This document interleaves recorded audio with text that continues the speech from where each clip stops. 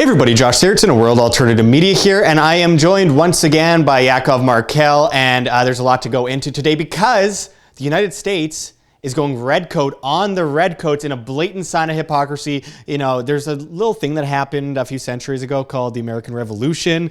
It was against the redcoats, largely over taxation, interestingly enough, and there's two sides to this story because what's going on is they're going after tax whores, the royal family, but in the same way that the royals went after the Americans. The whole thing's messed up. Taxation is theft, folks. We can just hit that out of the park right from the beginning of the video here. But I want to go into what is actually happening. And this article out of Fox Business says, Meghan Markle's IRS tax review may expose royal family's riches. And as the article goes into, now that Prince Harry and Duchess of Sussex Meghan Markle are wed, the British royal family faces a number of financial challenges as U.S. tax season approaches. As long as Markle is an American citizen, her assets and income are subject to U.S. taxation. If she is raking in more than $300,000, which is likely considering her career as a successful television actress, she will be required to file a specific form that details her foreign assets and could therefore expose her new in-laws to financial scrutiny. And I quote, "The bigger issue is what will she be getting from the royal family," Rebecca Walser, a tax attorney and certified financial planner, told Fox Business. "If it's any kind of income or stake in a trust, it will have to be disclosed and reported to the IRS. All of Markle's foreign assets are likely to be subject to scrutiny by U.S. tax agency, which may pose a problem for the British royal family, who have managed to keep details of their financial situation quiet. Further, if Markle combined bank accounts with her husband or became a signatory, those accounts would have to be reported and disclosures made," Walser said. "That would bring Prince Harry's financial details within the IRS's reach, and the royal family reportedly considers the situation their worst nightmare," Kensington Palace aides recently told The Sun. And this is the best part. And then there is a future and potential children to consider. No matter where Markle is when she gives birth, if she is a U.S. citizen, her children will be American citizens as well, which exposes the youngsters to the U.S. tax system. So we could go deeper into that, and we will in a moment, but I just find it so funny and so hypocritical and so ironic all at the same time that these people that live off of the taxpayer dime are getting attacked by other bureaucracies that once fought them for the exact same reasons, and now, you know, these people who just, by the way, the royal family gave themselves like a huge raise earlier this year. It wasn't being reported because instead they were talking about how Meghan Markle opened a door for herself, and that was all over the news, you know, these aristocratic bastards. But anyway, Yaakov, what do you have to say about what's going on here with Meghan Markle and just this massive bureaucracy and theft industry and, you know, organized crime racket that's kind of impeding on them? But besides the fact that the whole thing is somewhat insane to begin with, the whole taxation system, it's all kind of crazy. The fact of the matter is some of this stuff is a little blown out of proportion by the mainstream media, and, you know, people are trying to get eyes on a story, but there's a certain truth to it also. The fact is that she is a U.S. citizen, and she is subject to FATCA and to the U.S. tax regime until she becomes a British citizen and is able to renounce her U.S. citizenship, which will take about 5 years. So it's a little problematic for them. Some of the stuff that you mentioned from that article, if she becomes a signatory or if she's added to a trust or whatever, obviously they'll hold off on that until she's actually a British citizen. Some other stuff, like the fact that she's supported by the royal family to whatever extent, the fact that she's going to have income either from investments or from whatever it is, from working, unless she chooses not to work for the next 5 years, you know, she's going to have some kind of income, and she's going to get taxed on that, and she's about to have a baby in a few months. Yeah. So that baby's going to have tax issues, and may be able to renounce depending on how the renunciation regime works at that time. But I just want to kind of also go into this perpetuation of stolen tax dollars, because first of all, the money that funds her at Buckingham Palace and Kensington Palace and all those other places that the royal family stays is being stolen from British taxpayers, and then that money is now being redistributed to the United States, to the IRS, through one way or another. So basically, the IRS is stealing British people's money after, the Brits steal the people's money. And I mean, it just goes in a circle, and it just, I don't know.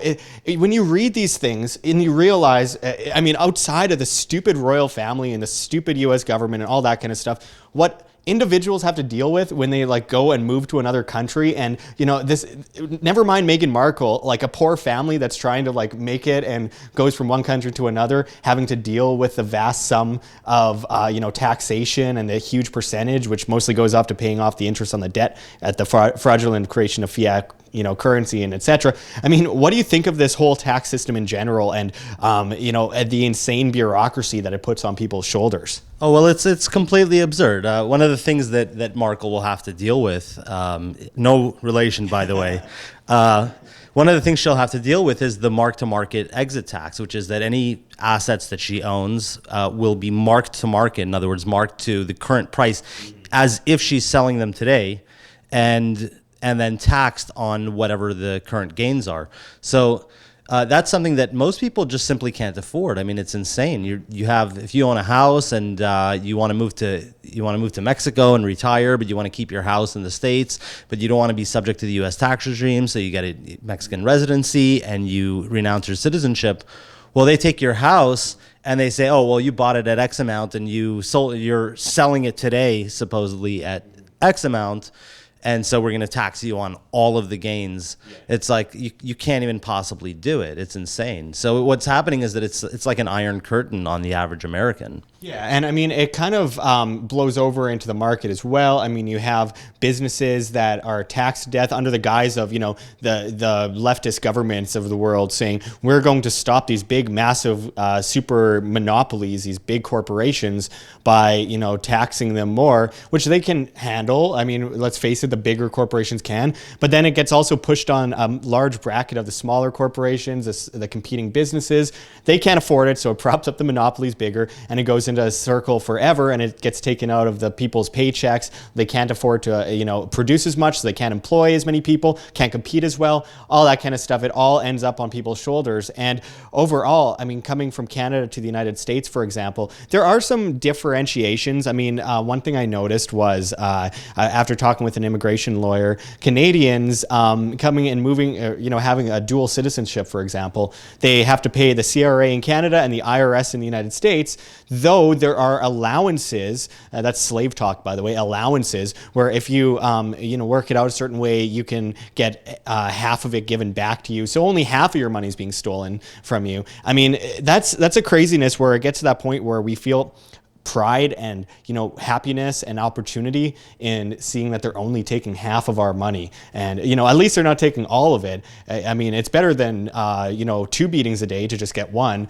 How long do you think that this taxation extortion system can hold up? Because eventually, I mean, this is one major mainstream news story. It's happened to a lot of celebrities in the past, which gets it in the news. But what isn't in the news is it's happening to people every single day all over the world trying to deal with these massive extortion rackets. How long can it sustain itself? Do we have alternatives? Do we have ways to break free from this incredibly coercive and aggressive system? Well, the market always looks for ways to resolve these things. One way that people will do this, obviously, is cryptocurrency, which we've spoken about before, and I'm sure you've spoken on about many times on the channel. People will use cryptocurrencies in a way that simply removes them from the U.S. economy, so they no longer exist as far as the U.S. economy is concerned. Nothing illegal there. No, nothing illegal at all. They'll simply be you can be a company registered in Belize or something that functions online and only in cryptocurrency, and so you literally don't exist as far as any government economy is concerned. So there's really no way to tax such a thing except to maybe tax for Belize to tax your corporation, whatever assets you have in the corporation, but even then, I think Belize has like a 1% tax. So I think a lot of people will find ways to get around these things. There are privacy coins that, like Monero or whatever. There are very many of these that are coming out that will simply make it impossible for us, for the government to impose their quote unquote jurisdiction over you. Yeah. And a lot of these things are indeed illegal, so we're not advocating it at all. We aren't telling you to do any of this stuff. But anyway, I do want to just kind of finish it off on the point that, you know, hardworking people across the board are being taxed to death. We're seeing Californians move away from California. We're seeing New Jersey, people from New Jersey move out of New Jersey. A lot of people are moving to Florida, places with less taxes. New Jersey lost like hundreds and hundreds of millions of dollars in tax revenue this year from one billionaire moving from New Jersey to Florida because he said, "You're taxing me too much. You're taking way too much of my money. I can't put it back into my business." And they're like, "Oh," and then they raise taxes. So he's like, "Okay, bye. See you later." And then they raise taxes again. I mean, this is the major issue here, is that we have this perpetuation of taxation, of extortion, which ends up, you know, it takes away from the market. It pushes people into poverty. It puts people into debt servitude because people get loans, people get into debt, people can't make money. They're stuck at their wage job forever. And it's not capitalism that's causing that problem. It's the fact that half of their people's money are getting stolen, and they're forced into these, you know, jobs for the rest of their life. Yeah, more than half. And let's remember that more than half of it, of that money that's stolen, goes to blowing up babies. The military-industrial complex goes to paying off the interest on the debt, which is just absolutely insane. That form of enforced usury, like, I'm not against usury per se from the voluntary, right? Yeah, when it's on the private contract, but this is forced usury on the populace where the people are paying the debt. It's built literally right into the entire way that the monetary system functions. The U.S. dollar functions on debt. Yeah, and the interest, they never pay off the debt. They only pay off the interest. So, and then you have the road. They can't pay off the debt. If they pay off the debt, the monetary system will collapse because they won't be able to create new currency. Oh, that would be terrible. But then at the same time, you know, you have the roads, which is always like the biggest talking point. And I mean, it's like 0.5% to 1% of an entire municipality's funds go to paying off the road. It's so minimal overall. And that's at ripped off prices too, because considering you know, you go out and see some road maintenance, and you got 30 people standing around doing nothing. You know, so it's crazy. 10 times longer to do it. Like you mentioned, people standing around doing nothing. 3 guys with shovels shoveling, and everyone else standing around watching, having a lunch break. And I used to do road construction. It is really hard work, but suffice to say, the government is more inefficient than the private businesses who have to actually compete on the market, have incentive to do well, so that they end up, you know, being able to do these projects again in the future. And if they're bad at it, they get pushed out of the market by the hand of individual demand, which the government never has to worry about because, you know, oh, well, that guy did wrong. That cop killed that guy over there. Paid leave, private company, that cop killed that guy over there. Okay, well, now he's like screwed for life. No one wants him. That company, that private contract company, goes under, and everyone goes to another, you know, better place, at a better product at a better price. I mean, this always just seems to come down to the market. And I know we started off talking about Meghan Markle, but overall, this is a lesson in individuality, in voluntary interactions, in free market interactions, the individual demand of the populace. So you have these government entities fighting each other over taxes, which is ironic to say the least. And then you come down to the solutions, and there's more solutions than there are problems. I mean, what do you think about just the free market take on getting around this whole issue and being able to prosper as a free individual? Well, I will say that the thing that is highlighted by this entire Meghan Markle issue is that the U.S. is essentially instituting a Soviet Union style capital control and citizenry control system where it's almost impossible for you to actually leave the U.S. If you do leave the U.S., it's almost impossible for you to leave with any of your money intact or any of your wealth intact. So it's practically impossible to leave. And then, I mean, you got to pay $2,400 just to renounce, right? just for them to review your application to renounce. They don't even necessarily let you. They have to interview you and so on. I mean, they were talking about Meghan Markle's entire $5 million fortune will likely be wiped out by the end of this whole ordeal, which is insane. Oh yeah, very likely. Right. So they're just going to they have you captured here in this country. It's if you're not already a dual citizen, it's very difficult to become one. Even if you become one and you want to renounce your U.S. citizenship, it's very difficult to get out with any of your savings or wealth intact. And it's becoming, now they want to build a wall. They say it's to keep people out, but ultimately it's to keep tax slaves in. Yeah. If you get right down to it. I mean, that's what border controls always end up turning into. So. Which might not be a popular argument for a lot of the people watching this channel, but let me just explain something real quick. 1970s Operation Condor, proxy wars in the Hispanic, in the Latin American countries. Chile, Argentina killed 400,000 people, displaced another good 500,000 people. Ran guns into these Latin American countries, propping up the cartels while propping up the drug war in the United States. IMF loaning more money to these countries than they could pay back, creating vast amounts of debt and creating great poverty within these countries. And the list goes on and on and on. This is all a perfect script, and now people are asking for more government to stop more government because they might vote Democrat in California, which, well, yeah, of course, everyone votes Democrat in California, but it's like all over this same, cultish religion of statism of, well, this form of statism might win over that form of statism, so we need to stop that form by using this form. So we'll grow the government, even though we're on the right, apparently, and we're conservatives and etc. We'll grow the government more to stop this form of growth. And it just runs in circles, and it just shows you the depth of the religious attitude involved in statism and this constant need for government to save people from themselves by trying to reverse problems they created in the first place instead of looking at individual defense like firearm rights, etc. What do you think? Right. The government breaks your legs, gives you a wheelchair and says, see, where would you be without us? It's totally crazy. Yeah. FDR was great at deporting people, by the way, and he was one of the most leftist presidents in history, and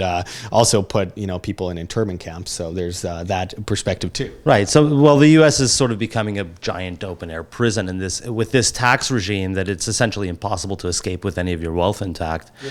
It's essentially an open-air prison. If they own everything and they allow you to use it while you're here, and if you want to leave, they'll take it all from you, and you can leave with nothing. Yeah, it's getting absolutely insane. The most basic forms of property rights is your own body. Your ability to move from one place to another. This notion of government property is a communist belief. It's a communist ideology that goes back a long ways. And so does this notion that we can restrict people from moving from one place to another, which is also very communistic, which is also why it's so ironic that we have the right, the conservatives pushing this point so hard, when the left was really pushing this point way back when. It's just crazy. And one of the things that really highlights this perspective on the part of the U.S. government is the fact that they consider a tax break to be a tax subsidy. So when they give a company a tax break, they'll come out and say, oh, we're subsidizing something. Or will they give a tax break to somebody installing solar on their house or whatever it is?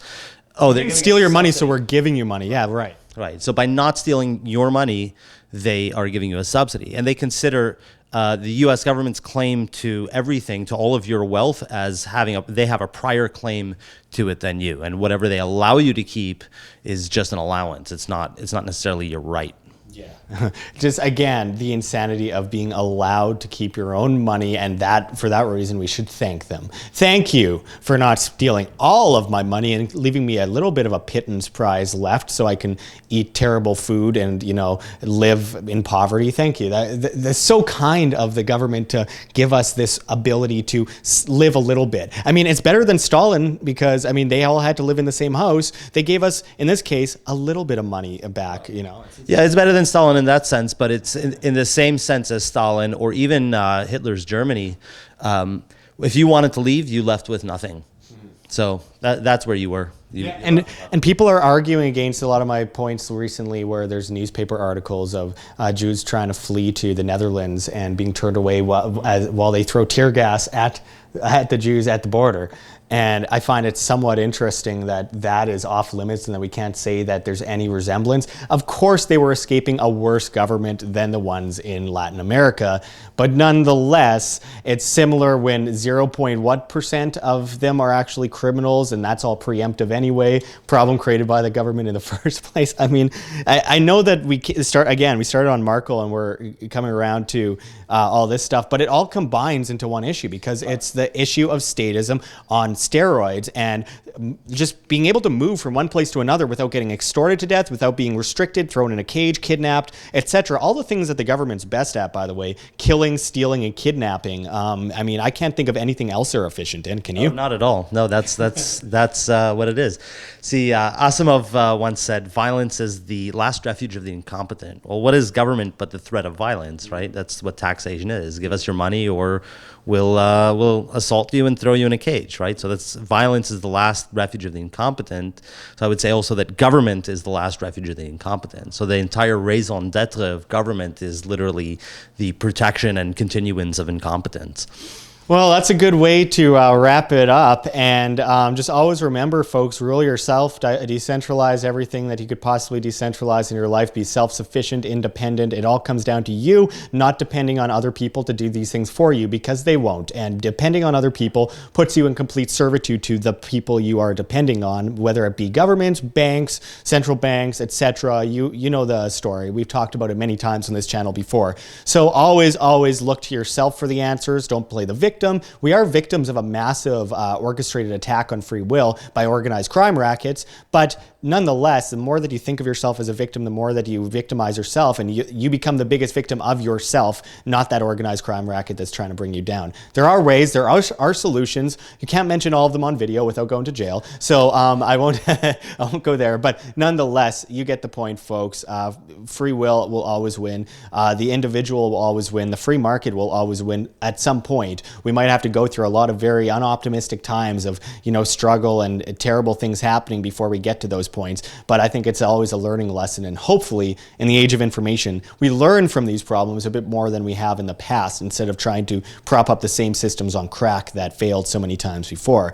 Anyway, it's immoral and it's illogical to enforce your will on other people at gunpoint. And nonetheless, the greatest form of anarchy is the fact that on an everyday basis, and I mentioned this on Facebook today, Yaakov, is that every time you're doing anything that doesn't involve the government, you are living an anarchist life. It is anarchy. It's not Somalia, where U.S. government propped up warlords and created horrible conditions in Somalia. No, it's 3 or 4 different competing governments in Somalia. It's not really the anarchism that people think it is. Yeah. Well, and Jeff Burrick and Luke Rudowski went there recently. Well, they told me to go to Somalia, so I went to Somalia. Nonetheless, I mean, it all comes down to individuals, and if people were able to defend themselves with, firearms like we have behind us and stuff like that without, getting killed by police with red flag laws, which was what we were talking about last time, then we wouldn't have this problem. Get rid of welfare, the welfare state that all these people are worried about, these people coming in and taking jobs and being on welfare, etc. Get rid of that system. You don't have to grow government. You can have a free economy. If you get rid of the welfare state, you can have a completely free economy and things will prosper incredibly. Absolutely. Anyway, we could go on all day about this. There's so many things that we could add to this. But anyway, thanks for going into this with us, Yaakov, Anarchy Jewish Man, as some of you might know him. Again, I'm putting the page up on the screen so you could give it a like and follow. Anyway, thanks for going into this. And until next time, this is Josh Sigurdson with Yaakov Markel signing out from World Alternative Media. Find the truth, be the change. Like what you see here, OM? Don't forget to check the links below. GoFundMe, Patreon. We can't do it without you. Any donation is very much appreciated, especially as we are so vastly demonetized and censored on YouTube, as these guys come in and flag all of our content as hate speech. Also, check out our Bitcoin address below as well as on the screen for you to scan if you please. And also check us out at steemit.com. We're at Josh Sigurdson. It's a future of social media where you get paid in the upvote of your post in cryptocurrency. Steem, that is. So make sure to check us out there. Make sure to join us at Anarchapulco 2019 with people like Ron Paul, G. Edward Griffin, of course, Jeff Berwick, Vid Jedlicka. So many incredible speakers are going to be speaking. It's just a massively growing event. It is something you have to see to believe. So make sure to check it out below and save money on your tickets by using promo code WAM, that's WAM, and I hope to see you there. Also, check out our newsletter as we are getting demonetized and censored and all that. We don't know what comes next, so we have an email, worldalternativemedia@gmail.com. Send us an email with subject line YES, YES, and we will include you in the newsletter where we will continuously keep you updated. So until next time, thanks for watching, everyone. This is Josh Sigurdson signing out from World Alternative Media. Find the truth, be the change.